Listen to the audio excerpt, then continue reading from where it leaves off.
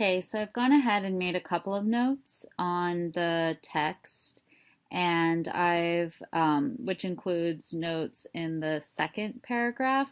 And if you read the second paragraph, it says, as crude poured into the Gulf of Mexico, and when I'm saying what crude means is it's the oil that comes from like from the earth that comes out before it's refined and made into gas or oil or something that you can put into your car or other kind of machines. So, as crude poured into the Gulf of Mexico and the world economy struggled to recover from the financial crisis.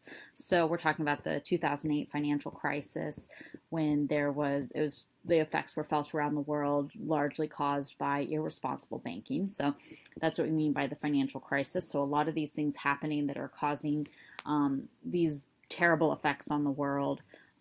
So let's continue on. Corporate social responsibility might seem like a perverse target. So when we see perverse, where it means misguided, inaccurate, incorrect, it seems wrong to think of eliminating corporate social responsibility. Surely we need more corporate responsibility, not less. But many of the business disasters of the past 24 months have been facilitated by the mini industry of corporate social responsibility, known as CSR by those in the trade, a fetish encouraged by philanthropies that feed off of it and funded by corporate executives who have found that it serves their bottom line. So we've got this idea in these first couple paragraphs where she describes the way that she kind of gives us this attention getter in the first paragraph with the example of BP, and they have this big crisis on their hand and they're thinking about who to blame. And Christia Freeland does seem to acknowledge that they've caused terrible things, but the real thing that is to blame is this corporate social responsibility, that it doesn't lead to these good things. So what we've got is the results of corporate social responsibility, and we see in these first two paragraphs kind of her thesis, her main idea, where she's talking about corporate social responsibility being this really negative force. So I'm going to make those notes that paragraphs 1 and 2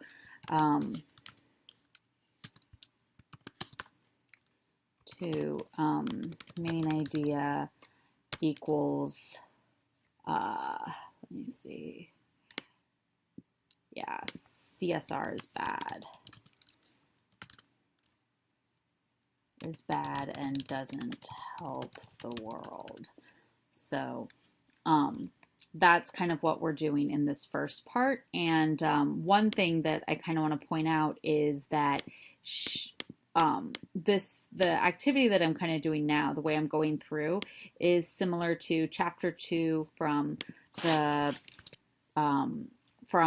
engaging questions, where what we do is we're doing the rereading the text thing, while we're also doing things like like the reading, where we're thinking about the vocabulary that's happening, and what words we might not know.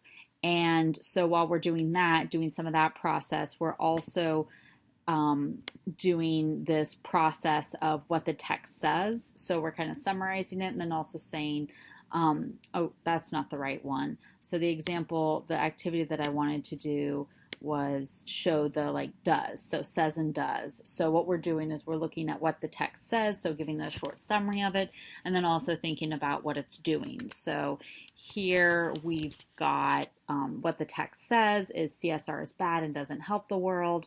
And I'm even gonna maybe say CSR is bad and I'm gonna say hurts the world, because that's sort of what that better reflects what Freeland is saying, and hurts the world.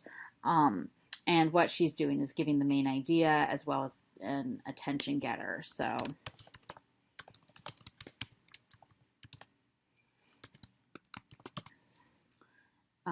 that's what we have in paragraphs 1 and 2. And then in paragraphs 3 and 4, what we've got are these examples of of corporate social responsibility, or CSR, that what we see is these examples where corporate social responsibility is not doing good things. So let's go ahead and read paragraphs 3 and 4. Consider BP's Beyond Petroleum campaign. Before the spill transformed that slogan into a punchline for late night comedians, Madison Avenue lauded BP's efforts to position itself as the greenest fossil fuel producer. Beyond Petroleum won 2 PR Campaign of the Year awards and a Golden Effie from the American Marketing Association. I don't know how to say that. Ogilvy, the firm that invented the slogan, still boasts of Beyond Petroleum as a successful case study on its website. So, what we've got, there's a few different ideas here. So, BP stands for British Petroleum, and what they said was Beyond Petroleum. And you can go and look at the let's see, Beyond, let's even do Beyond Petroleum campaign. And we can see, like, they're talking about it, but let's see if we can even find like a video of it. So looks like actually, it's looking like it helped BP recover. So I'm even going to try, see if I can watch it. Watch maybe a little bit of it so you can kind of see how it goes. Beyond darkness, there is light. Beyond a thorn, there is a rose. And beyond practice, perfection. Beyond fear, courage. Beyond 10 seconds, 9. Beyond danger, a thrill. Beyond power, responsibility. Beyond patience, fulfillment. Beyond a crisis, a solution. Disease, a cure. Beyond pain, joy. Effort, reward. Winter, summer. Beyond darkness, light. Beyond petroleum, BP. Okay, so I'll put that link in there because I can imagine that like a video isn't coming through too well. But you can see that that's an ad campaign that they made, that they were trying to show a different image. They were trying to show green, so themselves as like a green company. And in 2000, before the oil spill, like that was probably kind of, an inspiring way for them to reach out to people. So we're thinking about this campaign so that before April 20th, 2010, Beyond Petroleum was looking like a nice company. They were looking like they were doing good. I'm going to go ahead and take a pause right now